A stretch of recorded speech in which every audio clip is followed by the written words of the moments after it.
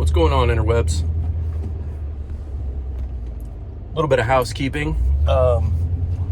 This is my YouTube memoirs. I had a comment on, I think it was either the last video on here or the one before, where a viewer encouraged, hey man, don't look back, just look forward. I get what you're saying there, and hopefully I replied correctly. And that is quite good advice. However, these are memoirs. It's like my journal or what have you, right? So naturally, gonna be looking back.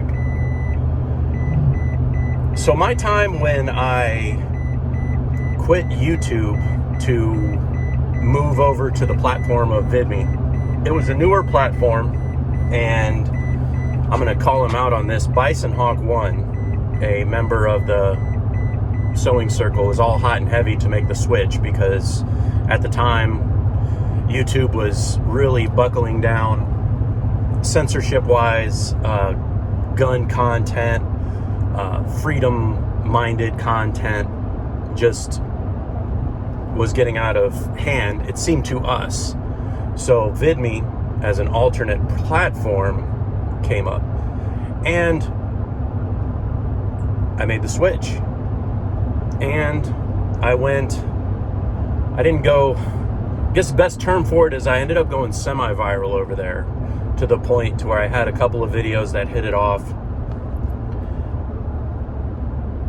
And the way it was so early on in the platform, and there was so much development where people had come from, I think, Twitch as well as YouTube, that you could still access the operations people for VidMe. And there were different levels of participation. And when you first started out, you were on like a restricted access, so videos weren't longer than 10 minutes, and you weren't on the recommended shelf at first until you hit a certain number of views. As luck or unluck would have it, a major hurricane hit in our area. It was Hurricane Irma that absolutely devastated my area. And I was driving around quite a bit, and I had this 1-2 punch where, one, I made a video about the challenges of becoming, for lack of a better, I don't remember what the term was, but the challenges of becoming a partner. I had that video that did really well, that the managers of VidMe caught wind of. And then I had a video where I showed like this gas line, because we were having power issues and fuel issues. So I took a video of it was like a 2-mile long stretch of cars parked waiting to get gasoline. Went viral. Just snapshot videos taken with the phone, no production value. You just never realize what's going to hit. Now, some of these good videos, they can be formulaic, and they find out what works, and thumbnail creation and that kind of shit. You know, they found that if you have an arrow pointed in a thumbnail, that works good, and certain images people are drawn to, that works good. But I never found Bison Hawk over there, and I never really got the sewing circle to get together over there. Similar to like Rumble and stuff. It just never seems to catch on the way that YouTube does. And the model of a video platform is such that, you know, at the time, even as big as YouTube was, my understanding, YouTube had been taking a financial loss. But because of its technology, when Google bought it, it had quite a bit of value. But a site like VidMe, a site like Rumble, has a very, very slim chance of succeeding in the long run.